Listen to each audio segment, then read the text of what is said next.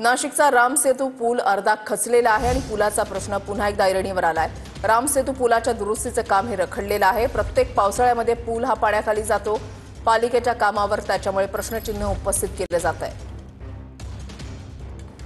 हवामान खात्याकडून नाशिक आणि उत्तर महाराष्ट्राला येलो अलर्ट देण्यात आलेला आहे आणि याचा अर्थ पुढचा एक आठवडा नाशिकचा मुसळधार पावसाचा असणार आहे। या सगळ्या परिस्थितीमध्ये नाशिकच्या पंचवटी आणि सराफ बाजाराला जोडणारा हा रामसेतू पूल खरं तर अत्यंत जुना असा हा पूल आहे आणि या पुलाला प्रचंड मोठ्या प्रमाणात तडे गेलेले आहेत।